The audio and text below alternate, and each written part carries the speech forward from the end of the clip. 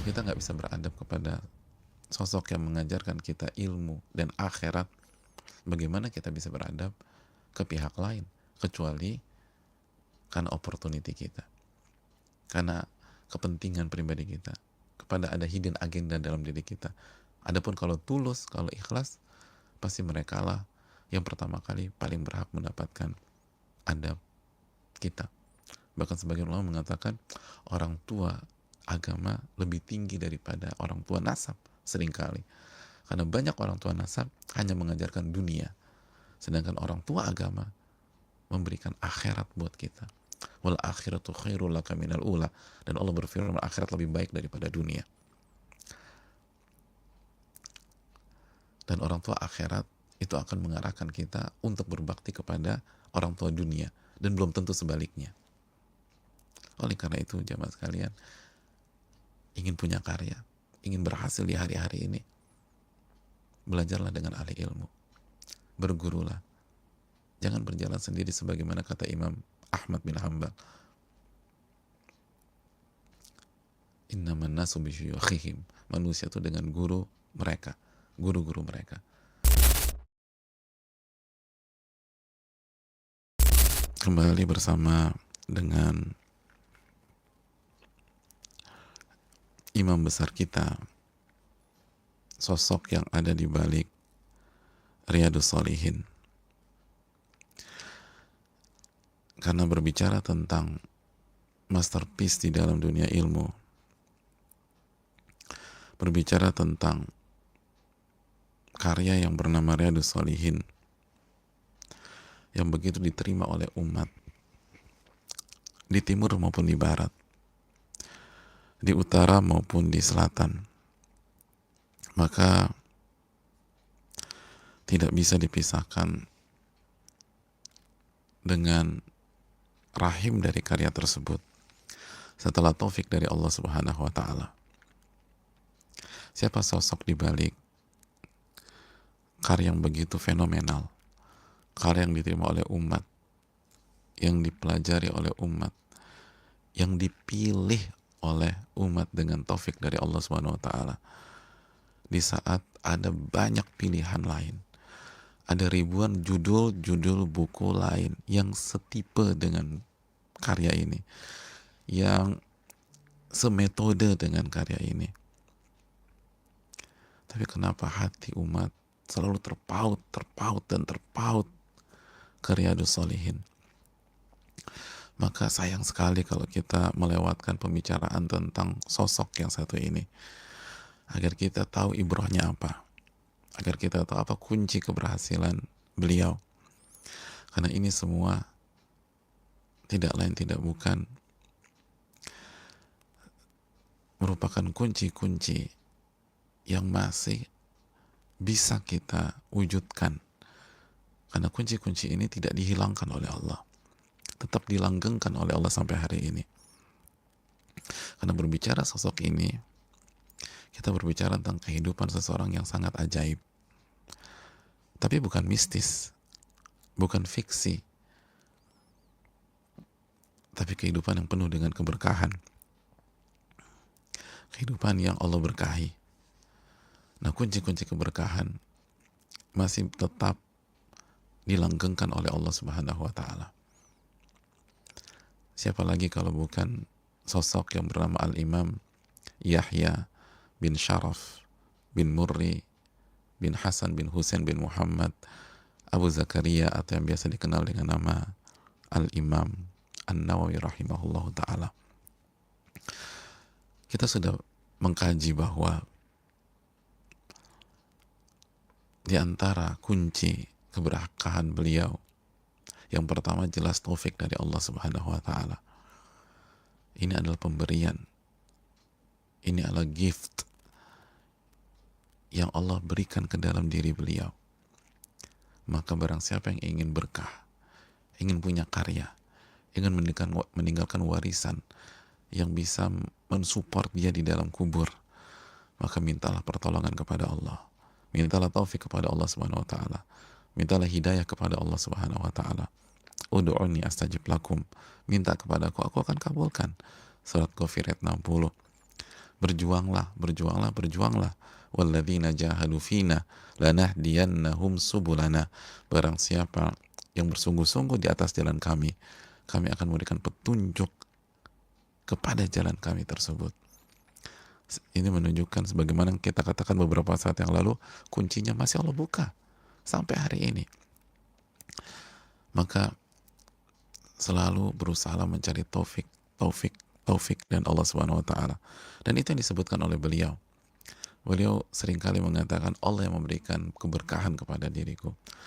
Allah yang menolong aku. Sekali lagi, karena ini adalah taufik dari Allah. Yang kedua adalah peran orang tua, peran ayah. Sebagaimana yang sudah kita angkat pada pertemuan yang lalu.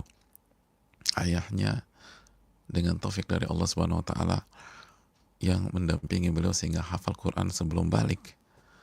Ayahnya yang tidak menyibukkan beliau dengan urusan jual beli di toko mereka. Ayahnya yang ketika beliau usia 19 tahun membawa beliau ke Damaskus untuk belajar dengan para ulama. Ayahnya yang mengajak beliau haji. Ayahnya yang mendukung beliau secara finansial. Ayahnya yang mengirim makanan kepada beliau. Ini menunjukkan bahwa peran orang tua, peran ayah itu sangat besar. Karena seringkali di masyarakat ibu yang selalu dikambing hitamkan. Oleh karena itu saya tidak mengatakan atau saya tidak ingin membandingkan antara ayah dan ibu pada saat ini. Makanya saya katakan ibu yang dikambing hitamkan. Artinya begitu anak ada masalah, begitu anak ada perkara, maka ibu yang disalahkan. Padahal kalau kita mau evaluasi, kesalahan ada pada kedua belah pihak, baik ibu maupun ayah. Bahkan seringkali ayah lebih harus bertanggung jawab karena nggak pernah punya waktu dengan anaknya, karena nggak pernah punya perhatian kepada anaknya. Kalaupun ada waktu dan perhatian, beberapa kasus hanya karena ambisi-ambisi orang tuanya saja, bukan mengajak anak dan mendampinginya ke siratal mustaqim, ke jalan yang lurus. Oleh karena itu, ini kesempatan di hari-hari ini ketika melakukan social distancing atau jaga jarak sosial, apalagi PSBB untuk beberapa daerah atau beberapa kota atau beberapa wilayah. Jakarta sudah mulai dan akan diikuti beberapa wilayah dan kota yang lain. Maka ini kesempatan untuk membangun pondasi keluarga di rumah. Ini kesempatan untuk membimbing anak-anak mendekat kepada Rabbul Alamin. Itu yang kedua dari biografi Al-Imam Nawawi. Yang ketiga, kunci keberkahan beliau, kunci sukses beliau, dan sangat real pada hari ini. Saudaraku yang Allah muliakan, sebagaimana yang dikatakan oleh beliau langsung, sebagaimana yang dikatakan oleh beliau langsung, kuncinya adalah guru. Kuncinya adalah guru. Ini kunci. Kuncinya adalah guru. Al-Imam An-Nawawi mengatakan langsung tentang masalah ini. Tentang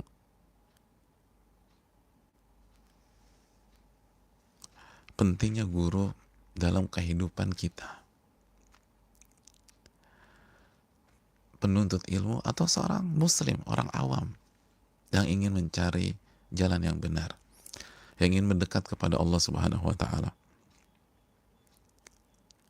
Kata beliau, fa inna syuyukhahu fil ilmi aba'un fid din wasilatun bainahu wa baina rabbil alamin. Sesungguhnya guru seseorang atau guru-guru seseorang di dalam ilmu adalah orang tua atau ayah dalam agama. Guru itu, kata beliau, adalah orang tua dalam beragama. Abaun fid din.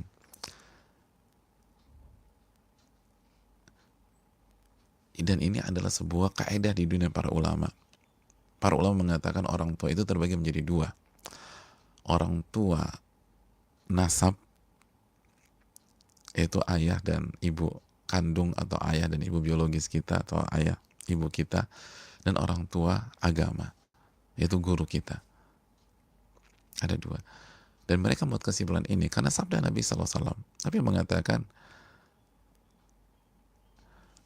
Innama anna bimanzilatil walid u'allimukum au kama qal. Dalam hadis riwayat Imam Abu Daud, Nabi mengatakan, aku ini kedudukannya seperti ayah kalian. Aku mengajarkan kalian, mendidik kalian. Mengajarkan apa? Agama. Dan kita bisa gunakan di dalam kehidupan kita di dunia dan bermanfaat untuk kehidupan di alam barzakh dan hari kiamat kelak. Maka tidak heran Imam Nawawi mengatakan, ini orang tua nih. Orang tua dalam masalah agama, dalam masalah kehidupan. Wasilatun bainahu wa baina rabbil alamin. Dan guru itu jembatan yang menyambungkan antara kita dengan Allah. Gak bisa seseorang awam itu mendekat kepada Allah tanpa guru. Khususnya di awal-awal. Maka kalau ingin berkah, ingin diberkahi oleh Allah, ingin mendekat kepada Allah, kita harus berguru, kita harus belajar dengan guru kita. Dan ini kuncinya para ulama. Makanya Al-Imam Nawawi sangat beradab dengan guru. Sangat berkhidmat kepada guru. Makanya beliau sendiri mengatakan, ma'annahu ma'murun bid-du'a'i lahum wa birrihim wa dzikri ma'athirihim wa thana'i alaihim wa syukrihim. Dan seorang murid itu diperintahkan oleh Allah Subhanahu wa taala untuk mendoakan gurunya. Mendoakan gurunya. Wa birrihim, dan berbuat baik kepada gurunya. Jadi kita harus doakan guru kita dalam sujud kita. Sepertiga malam terakhir doakan guru kita. Kita nggak bisa bayar guru kita. Betul, kita disuruh berbuat baik. Misalnya kasih hadiah kepada guru kita atau berusaha bantu mereka, tapi apapun yang kita kasih ke guru kita gak bisa balas jasa-jasanya.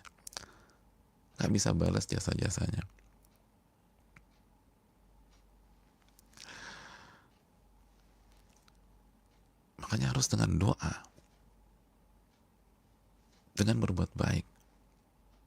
Ini perintah, doakan ya di saat sujud tadi, di hari Jumat, di sepertiga malam terakhir. Kalau kita haji, doakan di Arafah. Kalau kita tawaf misalnya, doakan di saat kita memutari Ka'bah, doakan di Safa dan Marwah. Doakan guru-guru kita. Itu perintah Allah Subhanahu wa taala, kata Imam Nawawi. Doakan. Lalu berbuat baik kepada mereka. Apa yang bisa kita perbuat buat mereka, perbuat. Wa dzikri ma'athirihim. Dan kita harus selalu mengingat kebaikan-kebaikan mereka. Jasa-jasa mereka nggak boleh lupa. Tidak boleh lupa. Kalau nggak kufur nikmat kita. Dan kalau kufur nikmat, hilang keberkahan. Wa thana'i alaihim. Dan kita harus puji mereka. Ini kata Imam Nawawi sendiri. Kita harus puji mereka. Dan gak harus di depan mereka, di belakang ketika kita belajar atau ini. Bicarakan mereka yang baik-baik. Sebutkan jasa-jasa mereka. Ingat terus. Wa syukrihim, dan berterima kasih kepada mereka. Bersyukur kepada mereka. Ini kunci keberkahan. Bagaimana tidak? Allah mengatakan dalam surat Ibrahim ayat 7, la in syakartum la azidannakum wa la in kafartum inna adzabi lasyadid. Apabila kalian bersyukur, maka aku akan tambah nikmatku. Dan salah satu makna keberkahan apa? Ditambah kebaikan. Numu kan? Berkah itu kan, kebaikan itu langgeng dan bertambah. La in syakartum la azidannakum. Kalau kalian bersyukur, aku tambah nikmat itu. Wa la in kafartum inna adzabi lasyadid. Dan kalau kalian kufur kufur nikmat, nggak bersyukur, ketahuilah azabku sangat pedih. Dicabut lagi, diazab sama Allah. Dan coba kaitkan ayat ini dengan sabda Nabi SAW, la yashkurullah man yashkurun nas. Tidak bersyukur kepada Allah orang yang tidak bersyukur kepada manusia. Kamakal. Tidak bersyukur kepada Allah orang yang tidak bersyukur kepada manusia. Jadi salah satu bentuk syukur kita kepada Allah, kita bersyukur kepada guru kita,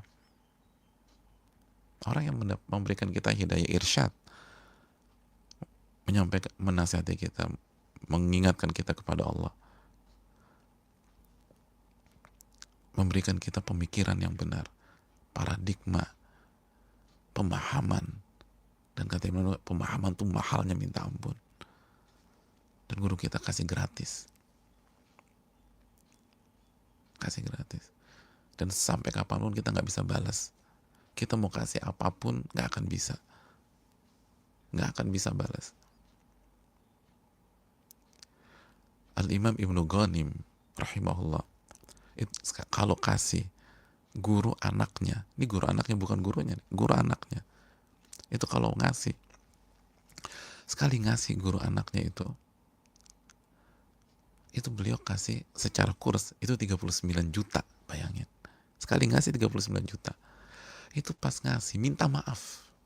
Bukan sok-sok hebat, wah ini anak kasih, minta maaf.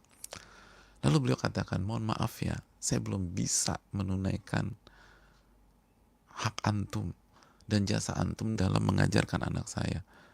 Lalu beliau katakan, la harfun wahidun alamtumuhu, satu huruf yang kau ajarkan ke anak saya itu senilai dengan dunia dan seisinya, atau lebih tinggi daripada dunia dan seisinya. Satu huruf senilai atau lebih tinggi daripada dunia dan seisinya. Allahu Akbar. Minta maaf, padahal angka yang tinggi. Minta maaf sama guru anak, bukan gurunya, guru anaknya. Dan itu yang dilakukan juga oleh Imam Abu Hanifah. Imam Abu Hanifah punya anak namanya Hamad. Itu begitu juga, minta maaf. Wa'tadhar. Aduh, mohon maaf ya. Mohon maaf. Gak seberapa, mohon maaf. Subhanallah, mohon maaf. Kenapa? Karena mereka tahu ini kunci keberkahan. Ini kunci keberkahan. Mendoakan, berbuat baik, lalu mengingat jasa-jasanya, lalu memujinya dan bersyukur kepada mereka. Dan saudaraku yang Allah muliakan, dan itu yang terjadi di dalam kehidupan Imam Nawawi, khususnya di awal-awal, dan sampai beliau jadi ulama besar. Jejak langkah beliau, khususnya langkah-langkah strategis, itu tidak pernah luput dari seorang guru. Tidak pernah luput dari seorang guru. Secara garis besar, mulai dari usia 10 tahun, yang kita sudah ceritakan, kisah yang ajaib banget, yang diajak main terus kabur sambil baca Quran. Kita tahu bahwa itu salah satu kisah yang sangat strategis dalam kehidupan beliau. Siapa yang mengarahkan? Syekh Yasin bin Yusuf. Datang ke guru ngajinya, lalu datang ke ayahnya, akhirnya ayahnya semangat mendampingi dan khatam Quran sebelum akil balik. Peran guru Syekh Yasin bin Yusuf. Lalu dibawa ke Damaskus. Di Damaskus beliau bertemu dengan Syekh Jamaluddin Abdul Kafi. Lalu dari secara singkat ya, dari Syekh Jamaluddin Abdul Kafi, beliau diarahkan oleh Syekh Jamaluddin Abdul Kafi ke Syekh Al-Imam Tajuddin, Syekh Al-Imam At-Tajuddin. Dan Al-Imam At-Tajuddin ini, itu muridnya Al-Iz bin Abdissalam. Muridnya Al-Iz bin Abdissalam.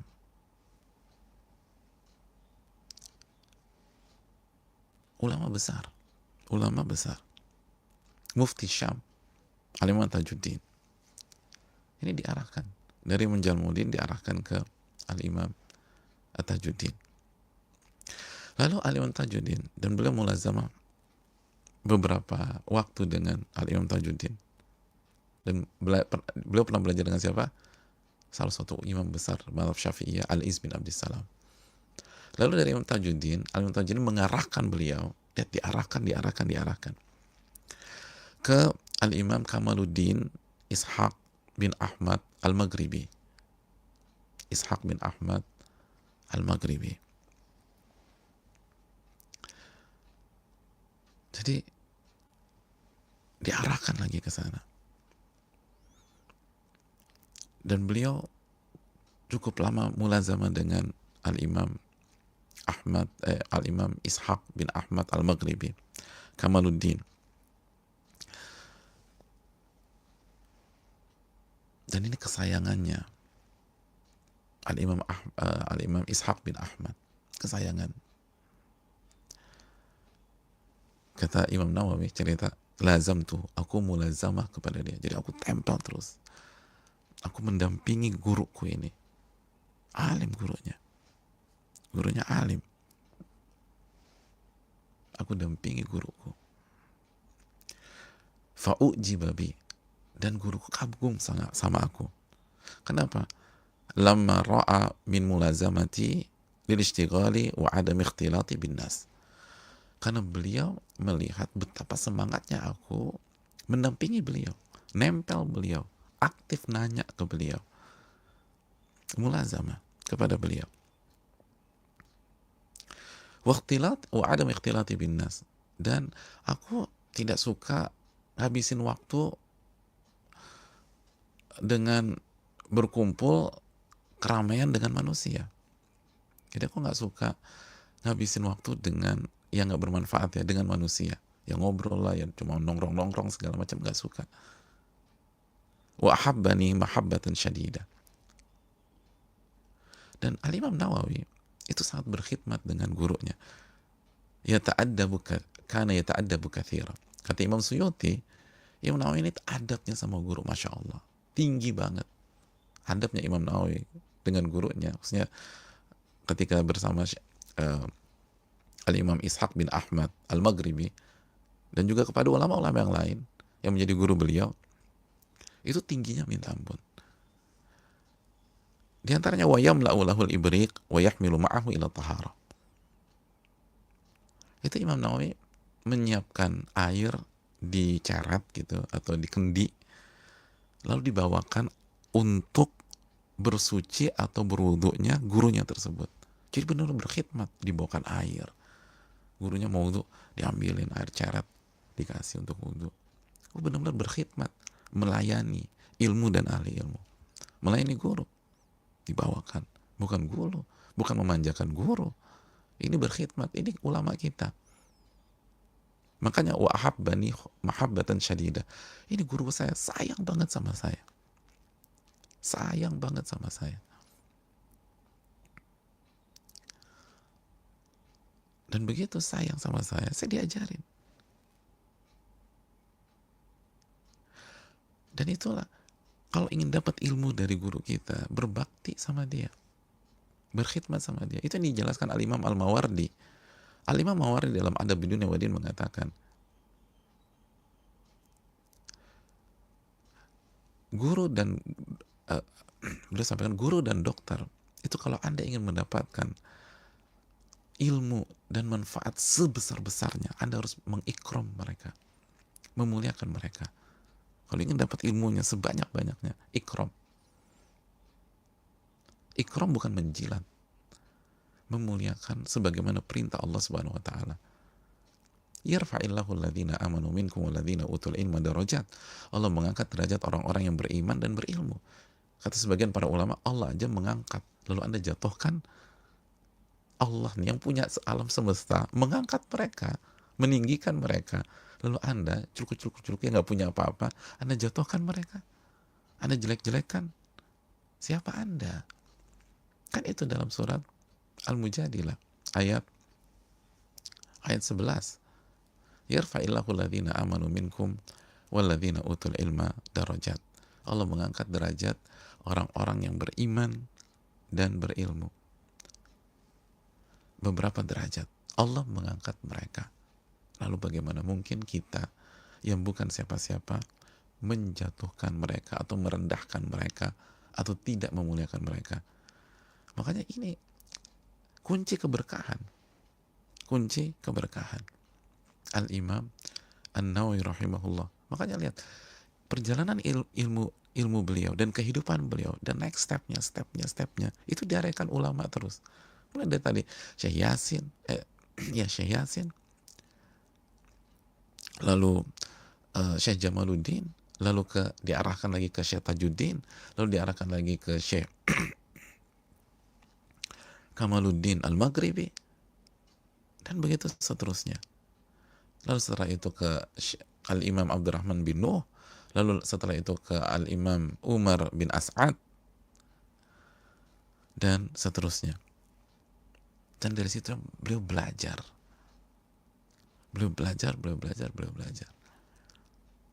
Dan bukan hanya belajar dari ilmu mereka, tapi dari kehidupan mereka.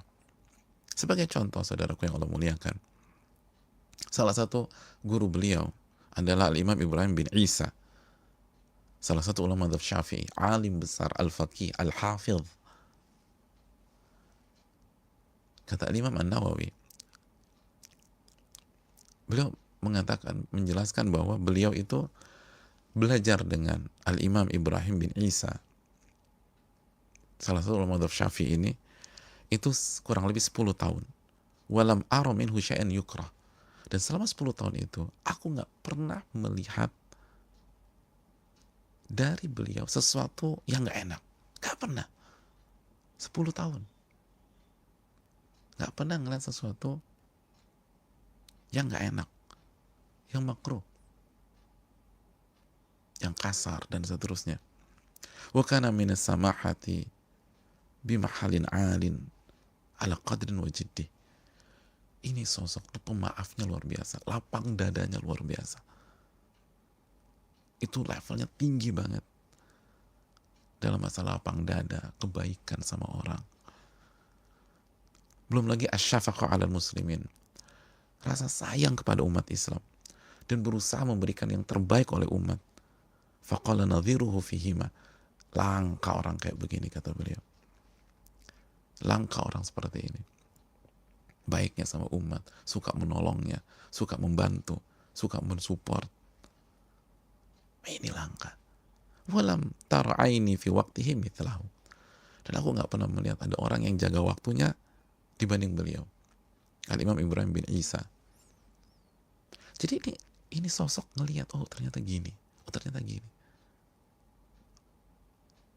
Lihat guru-gurunya baik sama orang, guru-gurunya peduli sama orang, guru-gurunya ngebantu orang, gurunya memaafkan, lapang dada. Wah, berarti saya harus begini. Ini kunci keberkahan. Ini kunci keberkahan. Dan kenapa beliau di samping berilmu rajin beribadah, itu nama-nama yang tadi kita sebutkan, itu rajin-rajin ibadah. Al-Abid, Al-Wara. Al-Abid, Al-Wari. Orang yang rajin ibadah, yang zahid, yang zuhud terhadap dunia, yang wara. Wajar kalau muridnya begini. Buah tidak jatuh jauh dari pohonnya, itu kaidah umum. Itu kaidah umum, saudaraku yang Allah muliakan.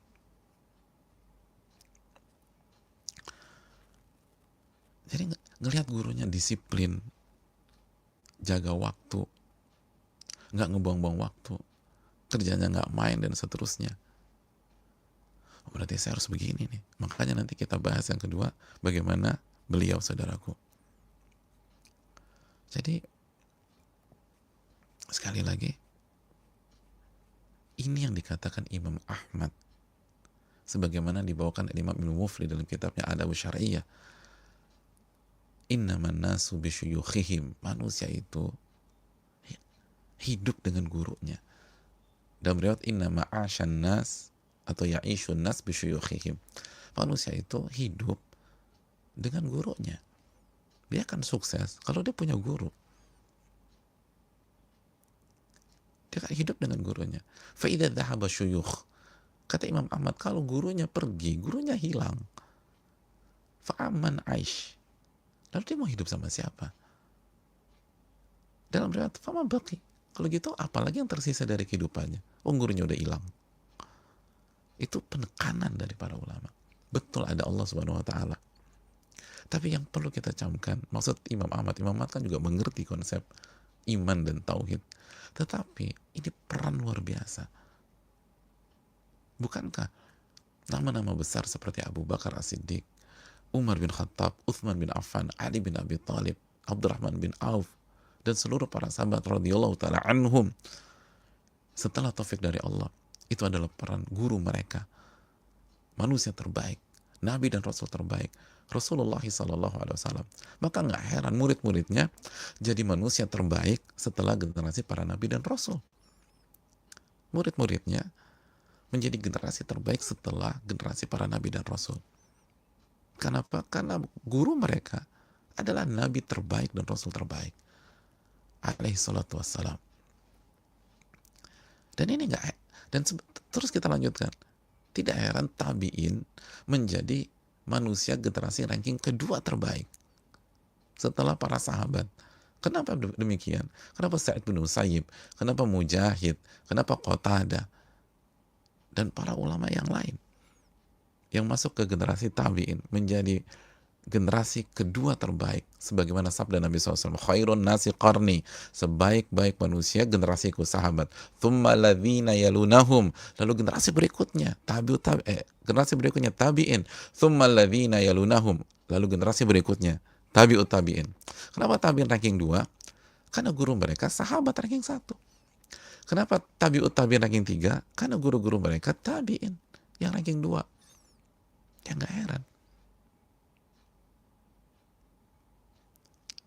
Tidak heran. Itu yang perlu kita renungkan, saudaraku yang Allah muliakan.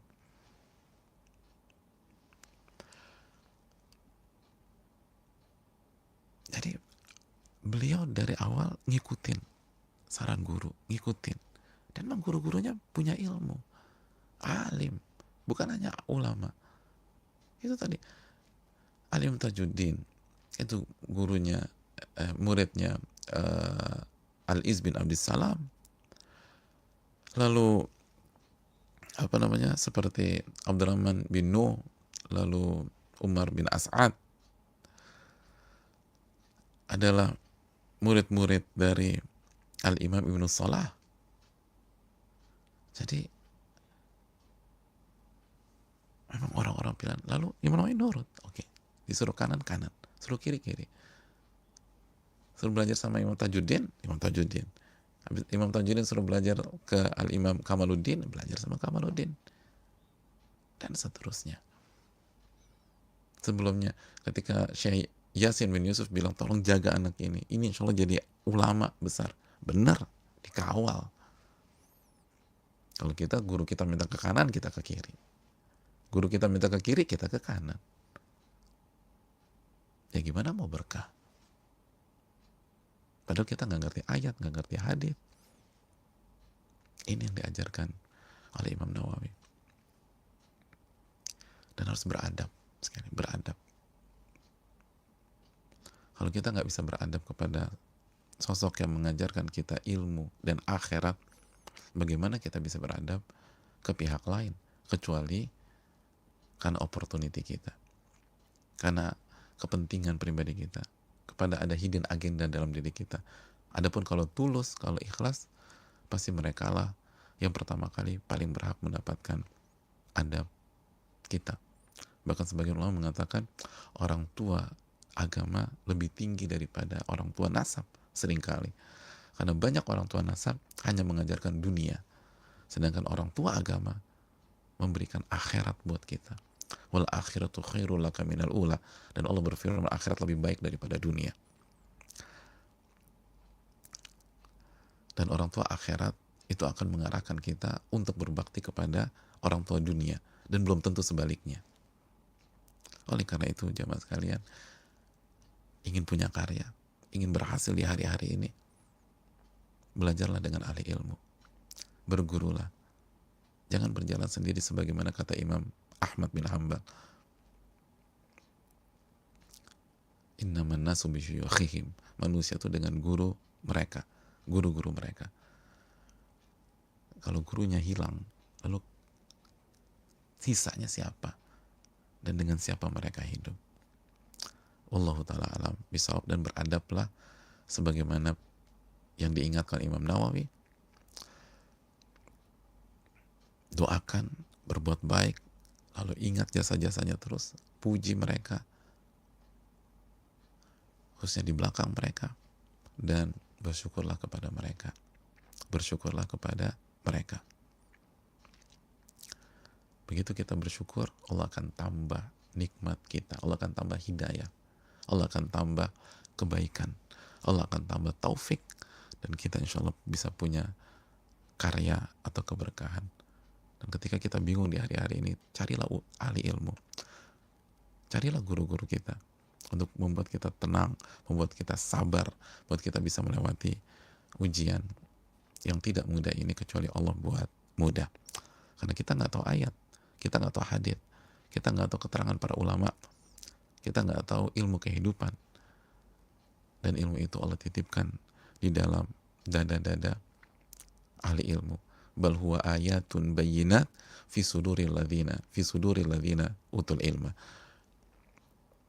Dan Al-Quran itu, ayat-ayat yang jelas itu adanya di mana? Fi suduril ladzina utul ilma, di dalam dada orang-orang yang punya ilmu. Dalam surat Al-Ankabut ayat 49 ya. Al-Ankabut 49. Di dalam dada ahli ilmu.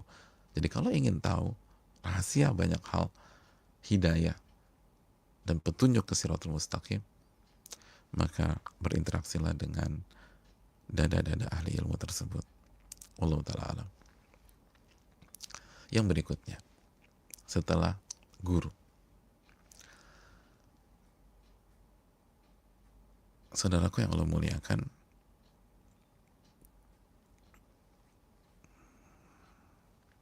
yang berikutnya dari Al-Imam An-Nawawi. Kok bisa punya karya seperti itu, diterima dan lain sebagainya? Para ulama mengatakan karena beliau sosok yang berusaha menjaga waktu beliau, menjaga waktu beliau semaksimal mungkin. Beliau berusaha menjaga waktu agar tidak terbuang percuma, agar waktu itu digunakan dalam rangka ketaatan kepada Allah. Kalau nggak untuk ilmu, amal, amal, ilmu, ilmu, amal, amal, ilmu. Makanya para ulama mengatakan beliau adalah pemimpinnya umat Islam dalam ilmu dan amal. Di waktu yang sama beliau gabungkan dua hal. Ilmunya, menuntut ilmunya kuat, ibadahnya luar biasa. Beliau abid. Kita sudah bacakan kan bagaimana testimoni para ulama. Alimul ubad, abidul ulama. Ulamanya para ahli ibadah dan ahli ibadahnya para ulama. Subhanallah, dua digabung jadi satu.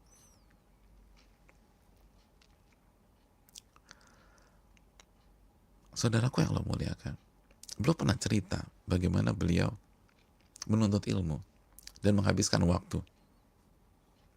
Kata beliau, ketika beliau belajar di Damaskus, di madrasah Rawahiyah, wa baqitu sanatain lam adha janbi ilal ard. Dan aku menghabiskan waktu 2 tahun dan aku nggak pernah meletakkan sisi tubuhku ke atas permukaan tanah. Artinya beliau nggak pernah sengaja rebahan 2 tahun. Kata Imam Zahabi rahimahullah ketika menjelaskan kalimat beliau di atas, wa dhuriba bihil mathal fi ikbabihi ala talabil ilmi lailan wa nahara. Ini sebuah gaya bahasa majas untuk menunjukkan bagaimana beliau berjuang dan menghabiskan waktu untuk menuntut ilmu siang dan malam. Dan beliau berusaha nggak tidur, kecuali ketiduran. Itu maksudnya. Aku nggak pernah sengaja rebahan, Jadi kalau ngantuk ketiduran. Kadang-kadang tidur sambil duduk gitu loh. Nggak pernah sengaja tidur. 2 tahun, atau bayang 2 tahun. Kalau tidur ketiduran. Sama kayak kita, saudaraku. Aku juga gitu, Ustadz. Kalau belajar pasti ketiduran. Iya, ketiduran. Baru 15 menit baca. Ketiduran benar. Makanya sebagian bilang, kalau mau ngantuk, udah nggak usah ribet-ribet, baca aja. Atau dengerin khutbah Jumat, tuh tidur. Subhanallah. Jadi ketidurannya sama, tapi madhabnya beda.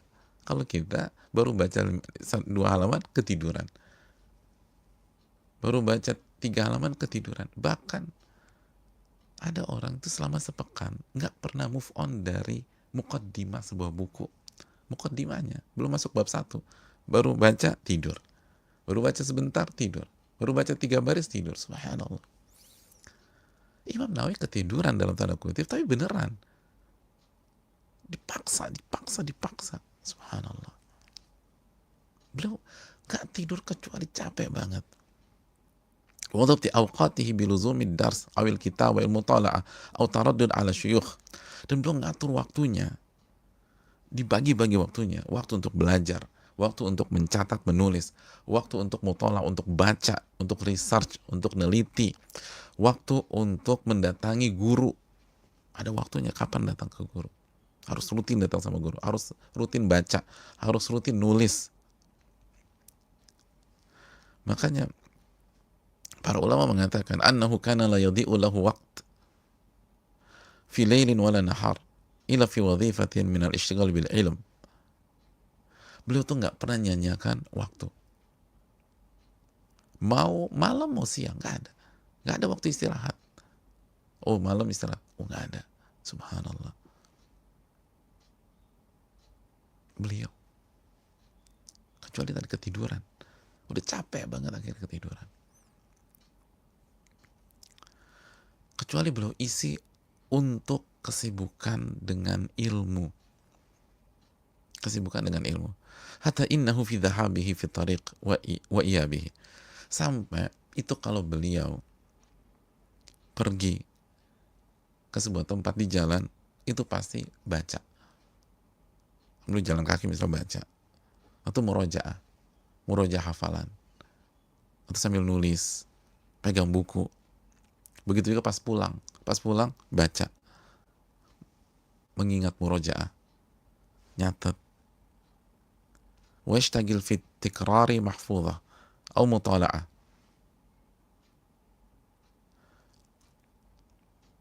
Ngulang-ngulang ingatan beliau. Kemarin bicara apa? Yang saya dapetin apa tadi? Diulang-ulang. Atau mutala'ah, atau baca.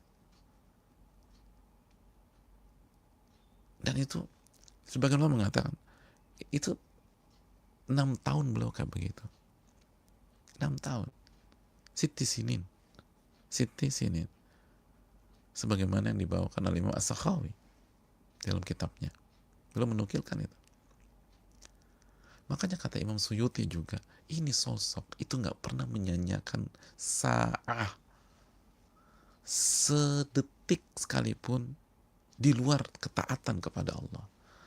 Subhanallah. Ini sosok ini, kata Imam Suyuti, itu nggak pernah membuang-buang waktunya, walaupun semenit, walaupun sedetik. Bayangkan, hanya saat itu bisa diartikan sejam, bisa diartikan sesaat.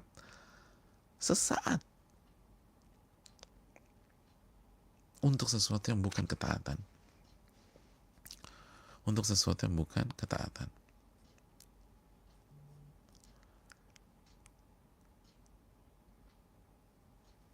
Kalau nggak baca, sholat, zikir, tadarus, nulis, murojaah ngulang, pergi ke guru, saling menasehati, lu baca lagi, ada yang sholat, lu zikir, baca Quran.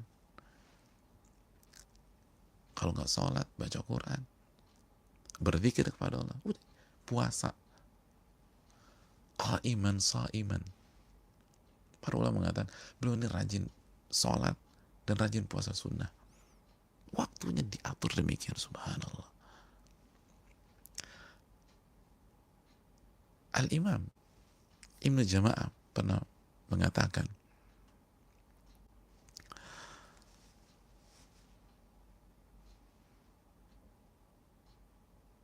beliau ditanya tentang waktu tidur. Imam Nawawi pernah ditanya tentang waktu tidurnya. Faqala, idza ghalabani naum istanatu ilal kutub lahdhah wa antabi. Kalau aku ngantuk banget, capek banget, maka aku akan rebahkan diriku ke buku. Sesaat saja. Wa antabi. Lalu habis itu aku bangkit lagi. Subhanallah. Sesaat aja.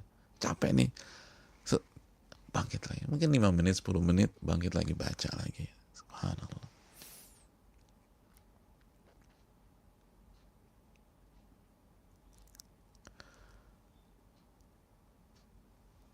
Kana kathir as-sahar mukibban 'ala al-ilmi wal amal.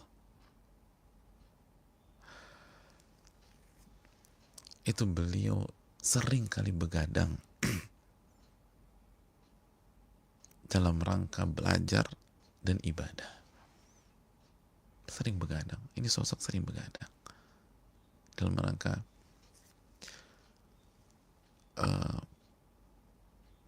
belajar dan ibadah. Bukan nonton bola, bukan nonton drakor dan lain sebagainya, bukan main game online. Gimana mau buat karya kalau kerjaan kita main?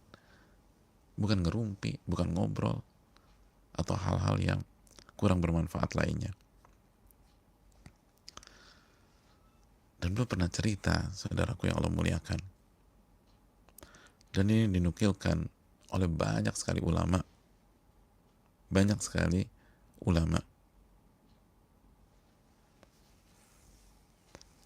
hampir ulama yang menjelaskan biografi beliau menukilkan hal ini. Imam Suyuti, As-Sakhawi, dan lain-lain, Ibnu Attar, beliau itu setiap hari yaqra kulla yawm 12 darsan 'ala al-masyayikh syarhan wa tashiha.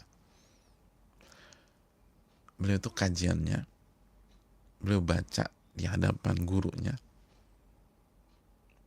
itu 12 pelajaran. 12 setiap hari. 12 pelajaran. 12 pelajaran.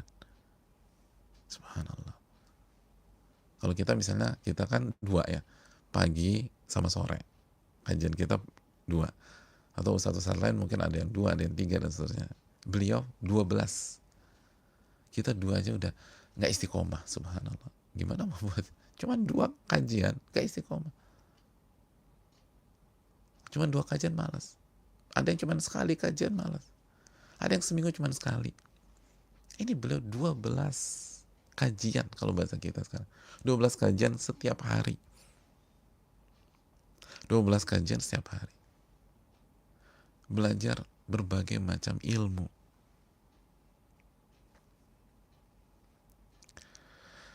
Subhanallah. Dan gak hanya 12 kajian. Kuntu u'allik jami'a ma yata'allaqu biha min syarhi mushkil wa idahi ibarah wa dhabtil lughah. Lalu setelah ngaji 12 kali kajian, itu bukan selesai. Aku kembali murajaah, diulang lagi. Aku buat catatan yang berkaitan dengan pelajaran-pelajaran hari tersebut. Mungkin keterangan dari kalimat yang pelik gitu, atau ibarat-ibarat yang rumit, atau bahasa-bahasa yang asing, semua dicatat lagi, di murojaah, diulang kembali. Jadi udah kajiannya 12 kajian per hari. Makanya beda kan percepatan beliau dengan kita. Coba bayangin aja. Berarti kalau misalnya kita kajiannya seminggu sekali, berarti ketika seminggu sekali kita menempuh sebuah materi selama 3 bulan, beliau hanya sehari, ya kan? Kalau seminggu sekali 12 kali berarti berapa? 3 bulan kan? Jadi kita mempelajari materi yang sama dengan Imam Nawawi, ini simpel-simpelan aja, ya nggak mungkin juga, tapi simpel-simpelan. Kita 3 bulan, beliau hanya 1 hari. Itu pun seminggu sekalinya kita nggak baca di rumah, nggak di murojaah. Kalau datang ke kajian ngaji kitabnya taruh di mobil. Kalau dibawa pulang langsung taruh rak. Minggu depannya ustadznya nanya, minggu lalu belajar apa? Allahu ta'ala a'lam bisawab. Allah yang tahu, saya nggak lupa Pak Ustadz. Lupa. Nggak dibuka lagi.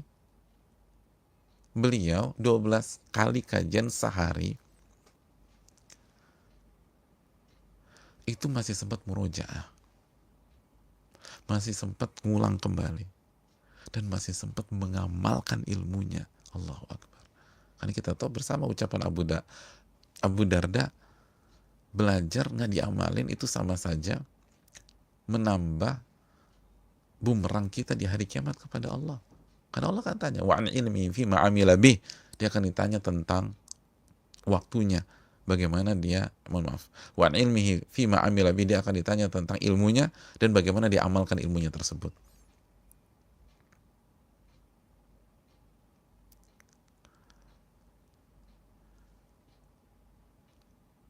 Itu luar biasa. Kita aja, saudaraku yang Allah muliakan, kita kajian sehari 2 kali.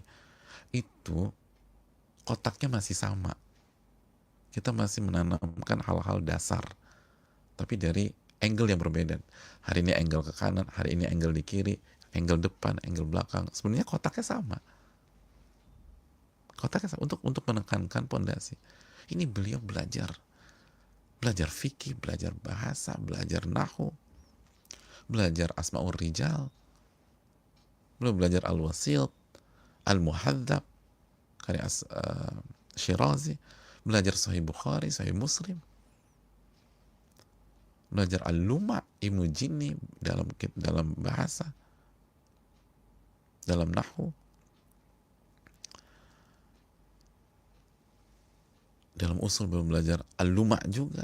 Itu 12-nya tuh ada usul fikih, ada hadits, segala macam. Itu belum bisa amalkan. Makanya sebagian orang mengatakan ini hiperbola, tapi dijawab lagi para ulama, enggak, itu bukan hiperbola, itu keberkahan waktu. Keberkahan waktu. Beliau bisa mengerjakan aktivitas 2 hari hanya dalam 1 hari. 2 hari itu juga luar biasa. Coba deh kita pikirkan ya, kita kajian 1 sesi sehari aja, terus disuruh murojaah, disuruh ngulang kembali, atau guru kita bilang besok kita ujian ya, itu kita sesinya 1 jam, kita butuh ngulangnya mungkin 1, 2, atau 3 jam untuk ujian besok. Dibaca lagi, dihafal, dicatat. Imam Nawawi 12 sesi, 12 kajian, dan masih sempat ngulang. Dibaca lagi yang ke-12-12-nya itu. Dicatat lagi, dicek lagi. Ini aku belum ngerti ya, cek lagi, tanya. Masih sempat tadi, masih sempat berkhidmat sama guru, masih sempat ibadah, masih sempat sholat, masih sempat puasa. Subhanallah. Masih sempat baca Quran. Abidul ulama, ahli ibadahnya para ulama. Masih sempat zikir, masih sempat bersalawat. Masih sempat nyiapin air dan berkhidmat sama gurunya. Itu gimana cerita, subhanallah. Allahu Akbar. Itu Imam Nawawi, makanya berkah. Makanya berkah. Makanya Imam Nawawi memberikan testimoni, wa barakallahu li fi waqti washtighali wa anani alaih. Ini Allah kasih keberkahan kepada waktuku, berkah karena berjuang. Kan itu walladzina jahadu fina lanahdiyannahum subulana.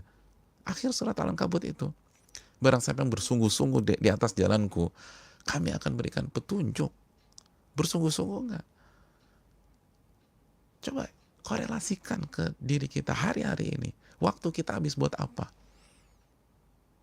Buat nonton kah? Gimana mau berkah? Dipakai buat nonton. Ya nggak bermanfaat. Dipakai buat ketawa. Dipakai hanya buat kepoin urusan orang. Kepoin dunia, subhanallah.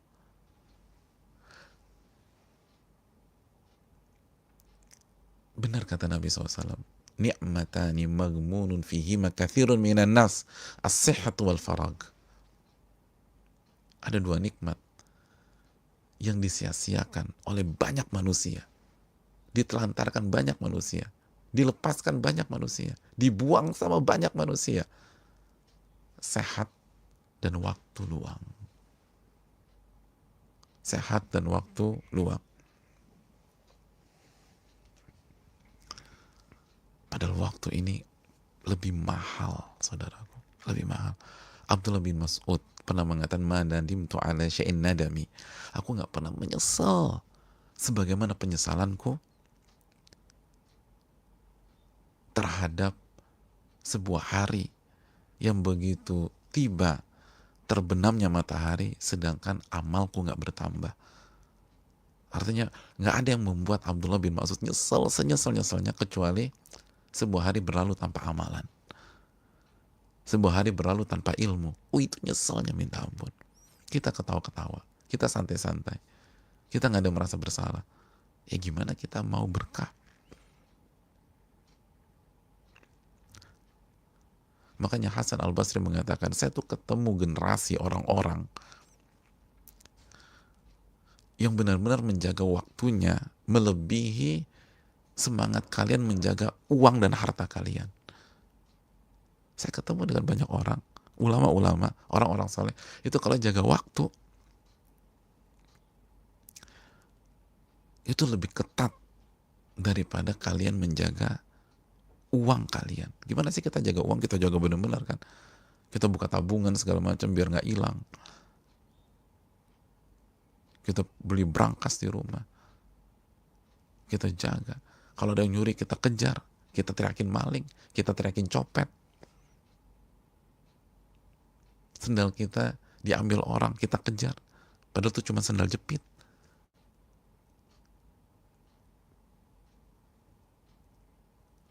Ketika dikejar, ternyata udah capek-capek, itu bukan sendal kita. Karena sama-sama sendal jepit, itu sendal masjid misalnya. Tapi kita udah kejar, tuh saking takutnya sendal jepit kita hilang. Gimana waktu? Waktu hilang, santai kita. Tenang. Ketawa-ketawa. Waktunya hilang, ketawa-ketawa. Padahal kan ditanya sama Allah. Wa'an umrihi fima afnah, kata Nabi dalam hadis Tirmidzi. Dia kan ditanya tentang umurnya, waktunya. Gimana dihabisin tuh? Kita sedang, ini waktu banyak saudaraku. Ini waktu rizki dari Allah. Oke, kita di PHK. Kita dirumahkan. Tapi Allah nggak ambil waktu kita. Kenapa kita nggak manfaatin? Kenapa kita larut dalam kesedihan? Manfaatkan dengan belajar, dengan ibadah, dengan zikir, dengan doa. Susah, Imam Nawawi juga susah. Imam Nawawi makan sehari sekali. Imam Nawawi itu nggak sarapan, nggak makan siang, makannya di waktu malam. Tapi 12 kajian. Dan bukan hanya ngaji, diamalin, dicatat di murojaah. Subhanallah. Ini waktu besar di depan kita nih. Ini karena kita nih salah kaprah, kita pikir rizki itu hanya tentang uang. Kita nggak nganggap waktu itu lebih mahal daripada uang. Waktu lebih mahal. Time is money itu bukan konsep kita. Konsep kita itu waktu lebih mahal daripada uang. Lebih mahal. Kata Al-Imam Ibnu Qayyim dan Al-Imam Yahya bin Mu'adz, idha'atul waqt, menyanyiakan waktu, itu lebih bahaya dan lebih fatal daripada kematian. Allahu Akbar. Menyanyiakan waktu itu lebih fatal daripada kematian.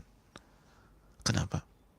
Karena idha'atul waqt taqta'uka anillah wa anil akhirah. Karena menyanyiakan waktu akan membuat Anda gagal mendapatkan ridho Allah dan gagal di akhirat. Wal maut yaqta'uka anid dunya wa ahliha. Adapun kematian itu membuat Anda terputus, terpisah dengan dunia dan ahli dunia. Sekali lagi, idha'atul waqt, menyanyiakan waktu, itu membuat kita terpisah dengan Allah dan hari akhirat. Kita gagal dapat ridho Allah dan kita akan gagal di akhirat. Adapun kematian itu akan membuat kita terpisah dengan dunia dan dengan ahli dunia. Tapi Anda nggak akan terpisah dengan Allah. Justru itu jalan menuju Allah. Itu ucapan Al-Imam Al-Qayyim. Al-Imam Yahya bin Mu'adz mengatakan bahwa menyanyiakan waktu itu yaqta'uka anil haq wal maut yaqta'uka anil khalq. Menyanyiakan waktu itu akan memisahkan Anda dari kebenaran. Dan di antara kebenaran Allah Subhanahu wa taala, hari akhirat, iman. Gak ada orang yang imannya kuat itu menyanyiakan waktu, itu gak ada. Itu kaidah. Orang yang imannya kuat itu selalu menjaga waktu. Gak ada menyanyiakan waktu. Karena begitu disia-siakan waktu, dia akan terpisah dari kebenaran, terpisah dari iman. Adapun kematian, kata Al-Imam Yahya bin Mu'adz, itu memisahkan Anda dari al-khalq, dari makhluk, bukan dari kebenaran. Jadi yang satu anil haq, yang satu anil makhluk, anil khalq. Subhanallah.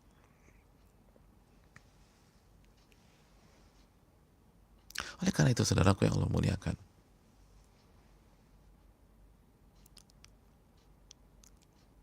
apa jawaban Allah Subhanahu wa taala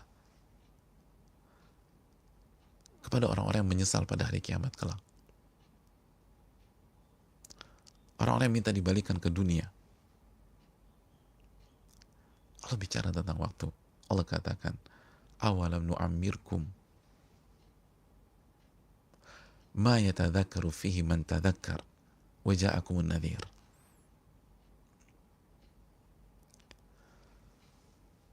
Bukankah kami sudah kasih kamu waktu yang sudah cukup untuk digunakan oleh orang-orang yang ingin mendapatkan pelajaran, yang mendapatkan ibrah, mendapatkan kebenaran. Dan kami sudah kasih peringat pihak yang mengingatkan kalian. Dalam surat Fatir ayat 37. Kan itu. Itu respon dari siapa? Ketika orang yang dimasukkan ke neraka, wa hum yastarikhuna fiha, mereka berteriak di neraka, Rabbana akhrijna na'mal salihan ghairal ladzi kunna na'mal. Mereka berteriak di neraka, wahai Rabb kami, keluarkan kami dari sini. Kami janji, kami akan beramal soleh, kami akan sholat, kami akan puasa, kami akan zikir, kami akan baca Quran, kami akan menuntut ilmu, kami akan ngaji, kami akan, gak apa-apa deh gak datang kajian, kami akan online. Ghairal ladzi kunna na'mal. Kami akan rubah semua kegiatan kami yang sia-sia, yang hanya ketawa, yang hanya tidur, yang hanya ngobrol, yang hanya nggak jelas, yang hanya main. Apa kata Allah? Allah kasih balik lagi ke dunia. Awalam nu'ammirkum ma yatadzakkaru fihi man tadzakkar. Bukankah kami udah kasih waktu ya? Udah dong. Dan waktu yang kami kasih udah cukup bagi orang yang mau ngambil ibrah, sudah cukup bagi orang yang mau ngambil pelajaran, sudah cukup bagi orang yang mau berubah, sudah cukup bagi orang yang ingin jadi orang baik, sudah cukup bagi orang untuk menjadi orang soleh. Allah kasih waktu kepada kita, itu sebenarnya cukup. Makanya kata Imam Qatadah ketika menjelaskan ayat ini, kata beliau, "I'lamu anna tulal umri hujjah." Ketahuilah, waktu itu akan jadi hujah pada hari kiamat. Jadi hujah.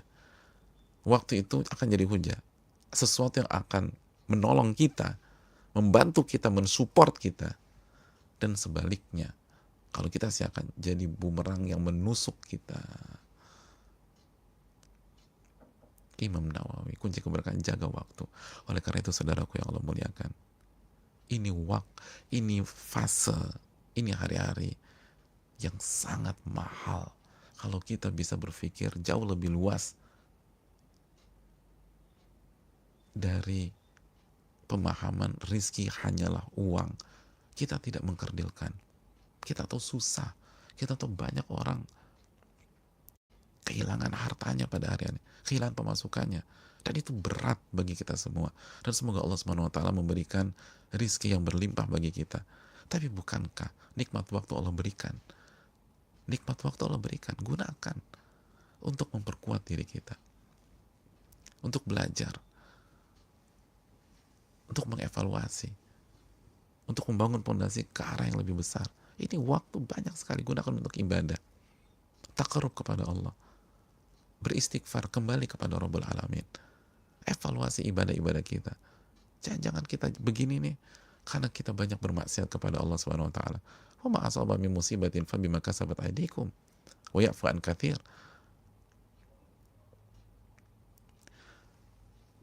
Dan tidaklah sebuah musibah menimpa kalian itu pasti ada andil dosa-dosa kalian. Surat Asy-Syura ayat 30. Wa ma asabakum min musibatin fa bima kasabat aydikum.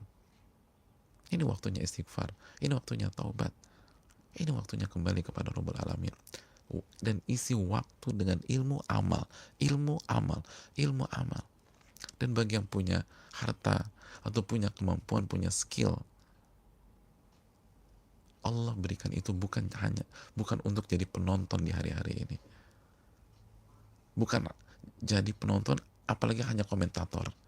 Kita harus berbuat. Kita harus bantu saudara kita. Kita harus isi waktu kita dengan manfaat.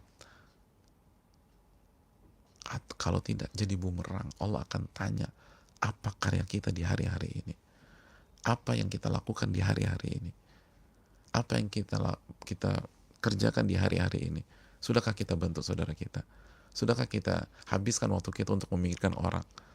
Memikirkan perut orang lain. Bukan hanya perut kita. Orang udah makan atau belum? Gimana hidupnya? Udah bayar kontrakan atau belum? Ini waktu, gunakan untuk hal-hal yang bermanfaat. Biar Allah kasih keberkahan. Biar Allah kasih keberkahan. Ini kuncinya Imam Nawawi. Waktunya berkah. Karena beliau habis-habisan. Jadi waktu berkah itu bukan duduk santai, ngopi-ngopi, ketawa-ketawa. Alhamdulillah waktu aku berkah loh. Kok bisa? Ya ini aku santai-santai. Bukan. Waktu berkah itu kajian beliau 12 kali sehari. Murojaah lagi. Baca Quran. Nggak tidur. Tidur hanya berandaskan kitab, bangun lagi. Lalu sholat lagi. Ambil wudhu. Lalu mikirin gurunya. Gurunya mau wudhu. Dibuatin, disiapin air. Mikirin gurunya gimana nih? Berkhidmat sama guru. Berbakti sama orang tua. Dan lain seterusnya. Maka hasilnya salah satunya karya yang akan kita nikmati insyaallah ta'ala dan membawa keberkahan. Makanya Allah itu nggak pernah nyelisih janjinya. Allah kasih keberkahan karya beliau sampai hari ini dan insyaallah sampai masa depan. Itu hasil dari janji Allah Subhanahu Wa Taala. Allah kasih. Kalau kita jungkir balik, Allah kasih. Imam Nawawi mendapatkan janji Allah Subhanahu Wa Taala. Karyanya bukan hanya untuk puluhan tahun, bukan hanya untuk ratusan tahun, ribuan tahun. Ribuan tahun insyaallah ta'ala. Ini bisa disampaikan, semoga bermanfaat dan kita akan lanjutkan di pertemuan yang akan datang. Ini karya luar biasa dan banyak mutiara-mutiara hikmah untuk kita, dan sangat berkaitan dengan kondisi kita saat ini karena beliau sabar dan menjalani hari-hari yang berat dan sulit dalam kehidupannya. Kajian 12 kali dalam sehari itu susahnya minta ampun. Belum lagi murojaah, belum lagi sholat, belum lagi baca Quran, belum lagi berzikir, belum lagi beliau hanya makan 1 kali sehari. Kita aja kajian sekali, itu pulang dari majelis, pulang dari masjid, udah ngajak teman-teman makan siang dulu. Lapar kita nih. Curhatnya udah, aduh otak aneh ngebul. Padahal kajian cuma sejam, 1,5 jam. Itu pun datangnya terlambat. Otak udah ngebul. Beliau 12 kali sehari. Makan cuma sekali sehari.